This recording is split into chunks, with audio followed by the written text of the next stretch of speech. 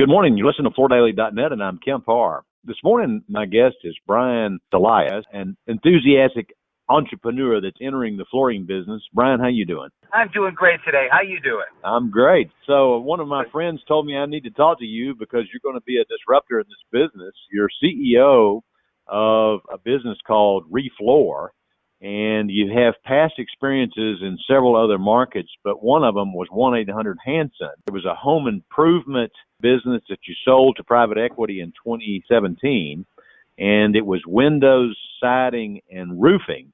So now you're in the flooring business, and it's a shop and home model, right? That's correct. We are a shop at home model. It's the same that I did with the window siding and roofing.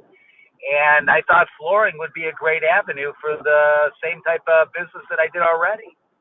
Yeah, that's what I'm thinking. As a matter of fact, I was going to ask you why flooring, and I'm thinking maybe the answer is because it wasn't on your non-compete. That is a brilliant observation, and that is 100% correct. I knew window siding and roofing backwards and forwards, so now I'm in the process of learning flooring. At this point, you've got, 6 locations? Is that right? 6 locations, 7th leases signed, and I'm guessing we're going to open that location right after the first of the year. What are your locations now? We're in Detroit, Toledo, Cleveland, Indianapolis, Grand Rapids, and St. Louis, Missouri.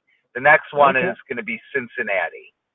Cincinnati. All right. So those are all Midwestern, basically, half-day drive or less from your headquarters there in Detroit, right? Yes. I don't know if it's that intentional, but that is correct. We're going to start reaching out a little further next year. We're planning on opening 4 additional plus the one that's opening. So next year will be 5 locations opening. So tell us a little bit, shop at home. Most people know Empire's been around for a long time, and now 50 floors out there doing this. And you're entering that space. What's your unique positioning versus what they're doing? For me, it's all about how to get the customer first. So for me, it's a big, giant race. So I have to get the person who's interested in the type of product that I carry. I'm not in the carpet business at all. I'm only in hard surface. So I have to figure out how to get that customer before anybody else does. I managed to do that through advertising. All right. So that's how you shake the bushes and come up with prospects is through advertising. Where do you advertise? A lot of TV. We'll run ads. Have us out. We'll give you a price. We'll give you a great installation, and we'll do it tomorrow. Very, very similar to the Empire model. And it seems to work really well for us. Huge demand for flooring in general. The Empire's budget, I used to live in Chicago, and I still know the number, 588-2300. That's correct. And my phone number is 844-REFLOOR. Okay. So one of the negatives around Empire over the years is people have felt like it's a high-pressure sale. Do you have a different model? We have a totally different model. Although we want to earn everyone's business the day we're there, of course. I mean, not to ask for the business is sheer silliness. And I see that all the time where people drop off bids at people's homes and never ask for the order, and they probably would have bought if they simply asked. But we actually work the opposite. We're not interested in pressuring anybody into anything. We're interested in showing them a value proposition, an affordable payment if they need it, and a great job backed by a solid guarantee. And that's what we do every day. So we don't get those phone calls or those reviews, people saying, I felt high pressure. What's some of the biggest challenges you're having right now? I mean, obviously you're selling a product that has to be installed. What's your model for that? Well, we have our contractor partners that we work with in each of our markets. We find great installers that do a great job.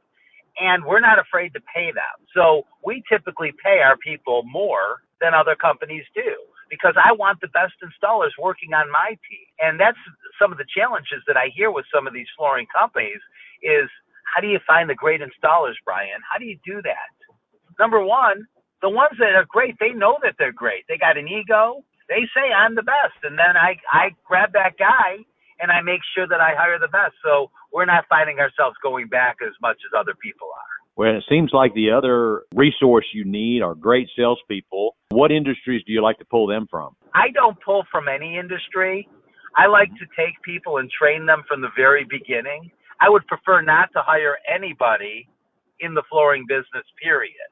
So in the van, is that the model? You have these vans out there that have graphics on them, and they show up with the right samples to present in the home? We're not using the van model, although I really do like that model. They're going out in their own vehicles, and they're showing the samples, and they carry those in their car right now. But I do love the van model.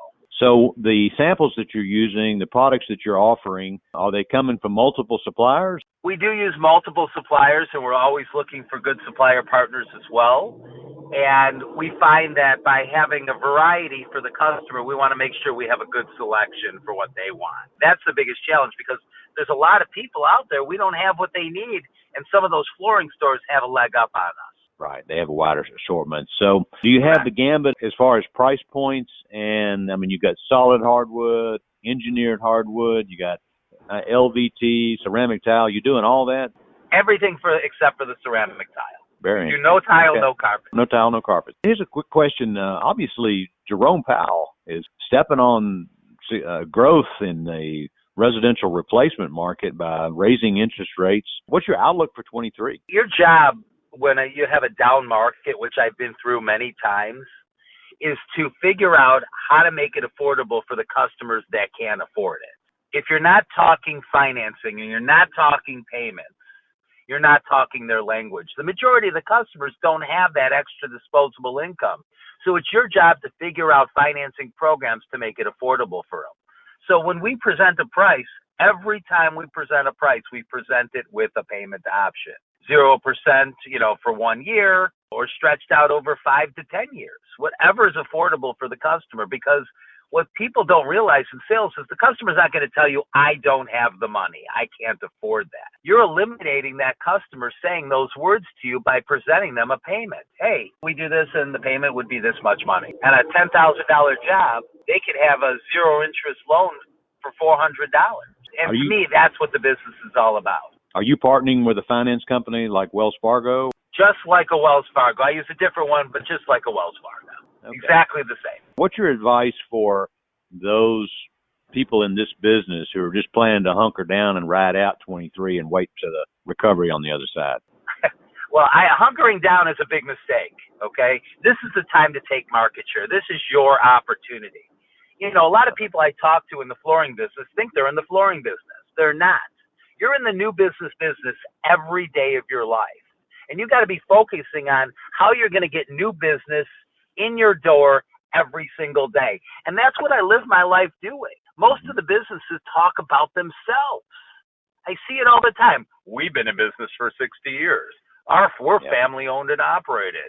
Okay, we've been in the same location for 12 years. You're not talking about the buyer, you're talking about yourself. People don't realize the new business is the business you're in. So when I look at my business, I'm going to say, how do I get customers today? So my advice is focus on being in the new business, not the flooring business. All right. People want to know more about you. Your website is refloor.com, right? That's correct. If they want to learn a little bit about me personally, it's brianelias.com.